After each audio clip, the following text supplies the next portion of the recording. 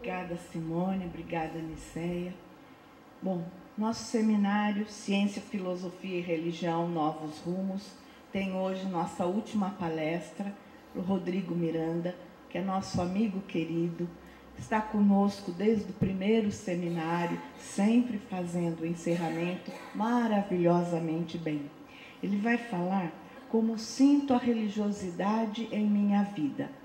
O Rodrigo, ele é palestrante espírita, é diretor do Centro Espírita A Caminho da Luz de Jundiaí. E ele vem para nos trazer, com certeza, reflexões, colocações que serão muito bem-vindas e úteis para a nossa vida. Por favor, Rodrigo.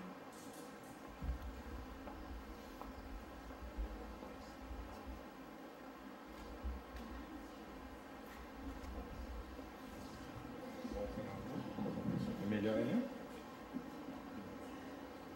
Tá bom.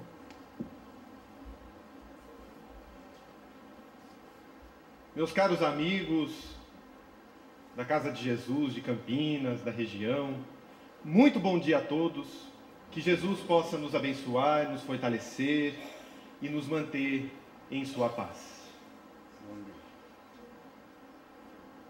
Temos ouvido que esses são dias especiais ao espírito humano. Estamos, nesse instante, vivenciando momentos de transição.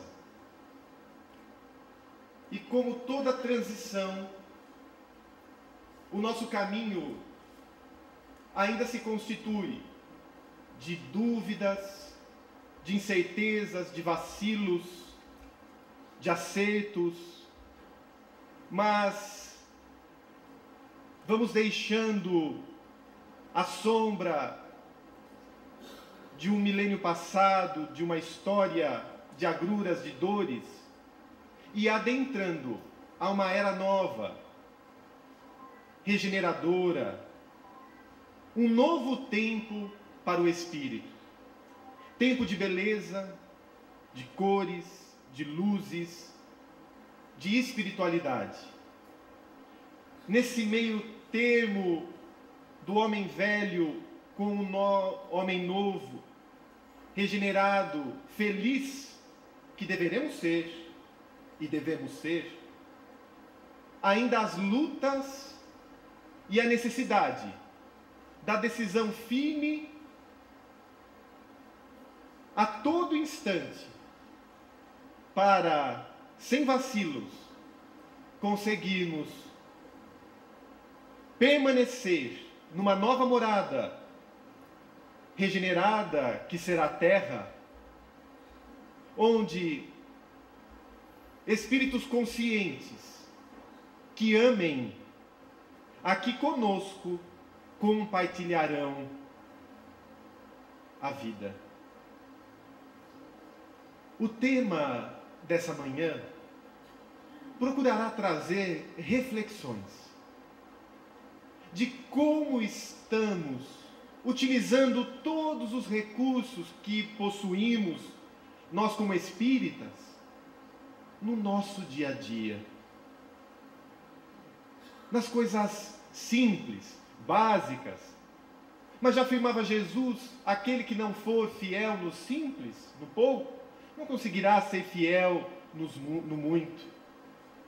E desde que Allan Kardec, o nosso codificador, nos trouxe as obras que sedimentaram a doutrina, temos observado que os espíritos lá já anunciavam que os trabalhadores fiéis estavam sendo enumerados. E seriam esses que auxiliariam nessa estrutura da regeneração do planeta, momento em que nós estamos vivendo. Nós, espíritos que nos comprometemos com Jesus, tenhamos a certeza disso, antes da presente existência, em sermos fiéis até o fim, em vencermos a nós mesmos. Aqui estamos. E Ele conta com cada um de nós nesse momento. Ainda trazemos na nossa intimidade, sem sombra de dúvidas, um passado de dureza de corações. A religião até hoje serviu para nós, ao longo do tempo, como instrumento de ascensão material, de domínio, de poder. Vendíamos Jesus pelos interesses mesquinhos do dia a dia. Comprávamos consciências, leis e legisladores em nome dele. Como se o poder temporal, a vida na terra, fosse a definitiva. Mas bem asseverou o mestre, meu reino não é deste mundo. E ao longo desses tempos todos,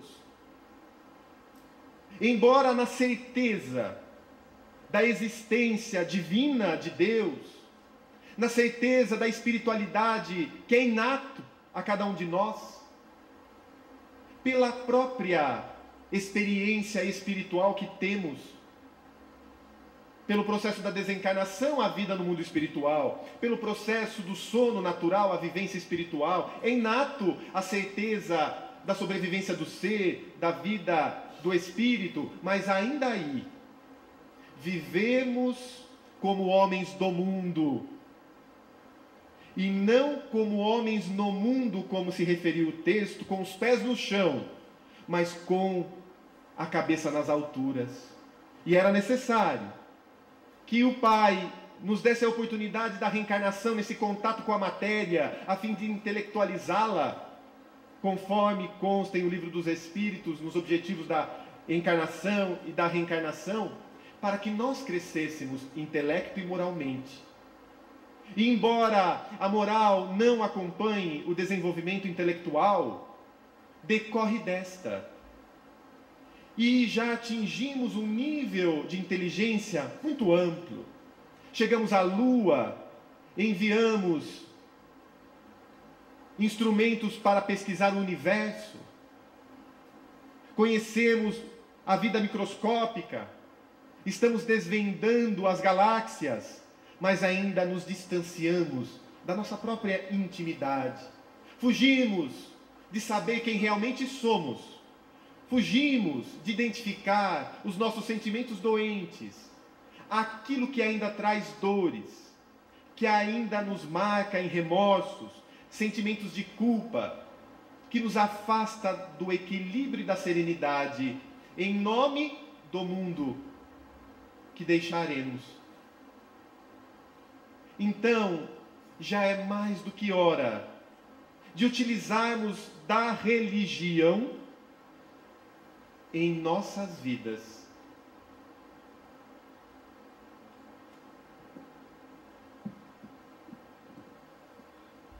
Religiosidade. Quando procuramos o sentido de religião, encontraremos no dicionário que religiosidade é o sentimento da religião. Como falei, muitas vezes podemos utilizar a religião como simplesmente uma marca, simplesmente uma identificação. Qual a sua religião? E para nós que somos espíritos, eu sou espírita. Quando temos coragem de assumir, alguns, dependendo da situação, falam pelo canto da boca, sou espírita. Outros já falam, sou espiritualista, não querendo se comprometer, mas espiritualista o católico é, todo aquele que acredita, que crê que a alma sobrevive à matéria, é espiritualista. Sou espiritualista, sigo a Jesus, mas não se assume. Tem vergonha, tem medo. Quando procuramos a identidade disso, a identificação, muitas vezes a preocupação ainda do mundo, a vaidade, a perda de prestígio. Mas por que não nos assumimos espíritas? Com orgulho, Porque o Espiritismo tem que marcar a nossa existência. Antes do Espiritismo, depois do Espiritismo. Porque a doutrina é um manancial inesgotável para as nossas existências.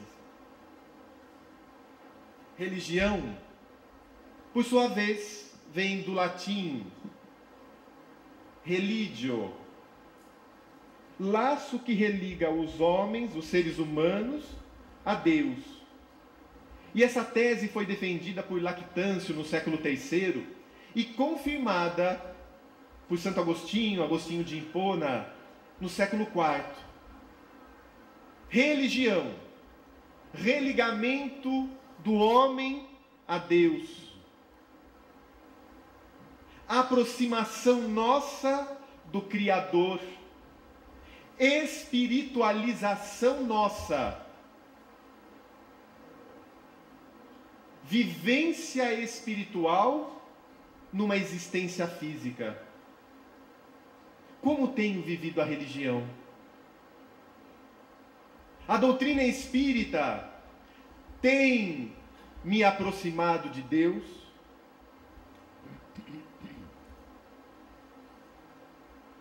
Leon Denis. Então vem e confirma, pode-se dizer que a religião é o esforço da humanidade para comunicar com a essência eterna e divina. É o esforço nosso. E nos sentimos ladeados por Deus. É o esforço de cada um nessa busca espiritual. E decorre de construções que possuímos. Daí a necessidade de não condenar, não julgar aquele que não pensa da nossa maneira. Porque as necessidades são íntimas. Depende de construções. Allan Kardec chega a afirmar que jovens recém-saídos da infância, adolescentes, conseguem compreender melhor a doutrina do que muitos adultos, idosos, com experiência de vida. E ele afirma que isso decorre pela maturidade do senso moral. Construção que cada um tem. Necessidade de busca. Necessidade de entendimento. Algo que preencha. Muitas pessoas vão à casa espírita procurar meios, informações para quando chegar em casa converter outro. Não, ele tem que ser espírita. Eu tenho que fazê-lo espírita.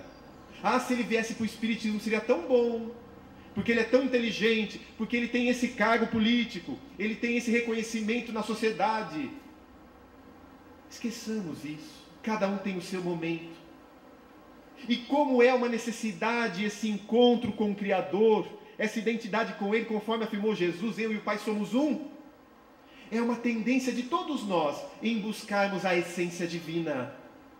E isso acontecerá cedo ou tarde, pelo amor ou pela dor. Nós escolhemos o caminho. É óbvio que quando amamos alguém, queremos que essa pessoa tome bons caminhos e vamos fazer todos os esforços. Mas não a violência para mudar pensamentos a golpes. Porque isso é uma construção que vai acontecendo ao longo do tempo. E para que não ficasse dúvidas de que a doutrina espírita é uma religião, na Revista Espírita de 1868, Allan Kardec proclama a doutrina espírita como religião. Ele afirma: o espiritismo é uma religião. Não as religiões como conhecemos, onde se possui rituais, dogmas, hierarquias, coisas que falam aos olhos, mas não preenchem o coração. Porque é muito fácil preenchermos tabela, como dizem os jovens.